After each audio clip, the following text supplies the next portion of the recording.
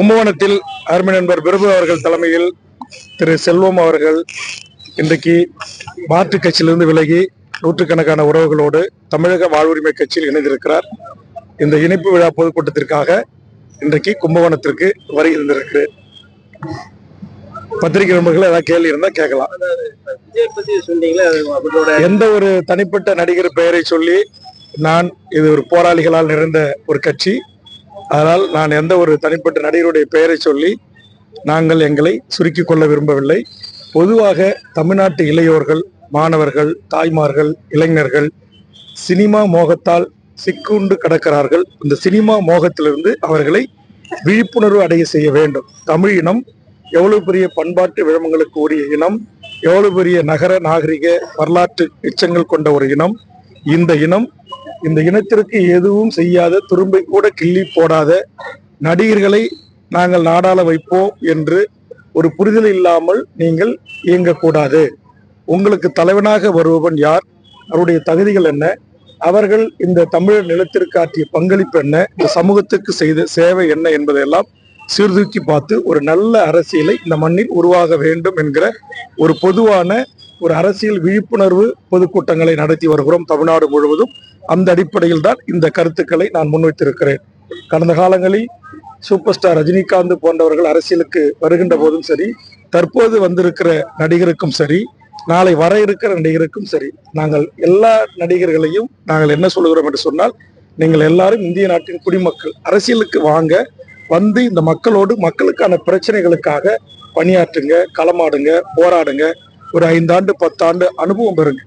ஒரு சாதாரண கார் ஓட்டுநரை நாம் நம்முடைய வாகனத்துக்கு ஓட்டுவதற்கு அமர்த்துகின்ற போது அவர் அந்த லைசன்ஸ் வச்சிருக்கிறாரா, இந்த காரை அவர் ஓட்டுவாரா, நம்மளை எங்கேயும் கொண்டு போய் மோதி கொண்டு விடாம அந்த காரை அவர் ஓட்டி கொண்டு போய் நம்மளை சேர்க்க வேண்டிய இடத்துல சேர்ப்பாரா அப்படின்னு பார்த்துதான் ஒரு கார் ஓட்டுநரையே நம்ம நியமிக்கிறோம். ஆனால் அந்த நாட்டில் வாழ்கின்ற 7 கோடி மக்களை ஆளுகின்ற ஒரு நாட்டுடைய முதலமைச்சருடைய இருக்கையை நாம் தருகின்ற போது அவர்கள் அதற்கு தகுதியானவர்களா, அதற்கான பயிற்சியும் பக்குவமும் அவர்களுக்கு இருக்கிறதா என்பதை தமிழ் சமூகம் சீர்தூக்கி பாருங்கள் அப்படின்ற ஒரு வேண்டுகோளை தான் நாங்கள் என் தமிழ் சமூகத்துக்கும் தமிழ்நாட்டு இளையோர்களுக்கும் வைக்கிறோம். சினிமா என்பது ஒரு மிகப்பெரிய திரை, ஒரு சினிமா என்பது ஒரு மிகப்பெரிய ஒரு படைப்பாளிகள் இருப்பது நம்ம அதை மாற்றுக்கிறதுல குறைத்து மதிப்பிடலை. ஆனா அது ஒன்றே இந்த நாட்டை ஆள்வதற்கு தகுதி இல்லை. இந்த நாட்டை ஆள்வதற்கு எத்தனையோ தலைவர்கள் ரத்தம் சிந்திருக்கிறார்கள், வேர்வை சிந்திருக்கிறார்கள், தங்கள் வாழ்நாளை சிறை கம்பிகளுக்கு அடைபட்டு கிடந்திருக்கிறார்கள்.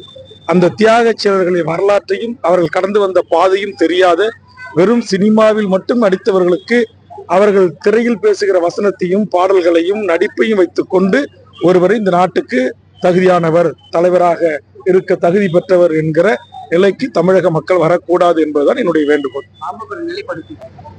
பாமக என்பது மருத்துவர் நிறுவனர் ராமதாஸ் அவர்கள் உருவாக்கிய கட்சி. ஐயா அவர்கள் அந்த கட்சிக்கு நிறுவன தலைவர். அதனால அந்த கட்சியில நடக்கிற அரசியல் சார்ந்த முடிவுகளுக்கு நான் எந்த கருத்தையும் சொல்ல முடியாது. அந்த கட்சி அதற்குரிய முடிவை எடுக்கணும். ஆம், நான் சட்டமன்றத்தில் கடந்த கூட்டத்தொடரில் கும்பகோணத்தை தலைமையிடமாக கொண்டு புதிய மாவட்டம் அறிவிக்க வேண்டும் என்கிற கவன ஈர்ப்பும், விருத்தாச்சலத்தை தலைமையிடமாக கொண்டு ஒரு மாவட்டம் அறிவிக்க வேண்டும் என்கிற கவன ஈர்ப்பும் தந்திருக்கிறேன்.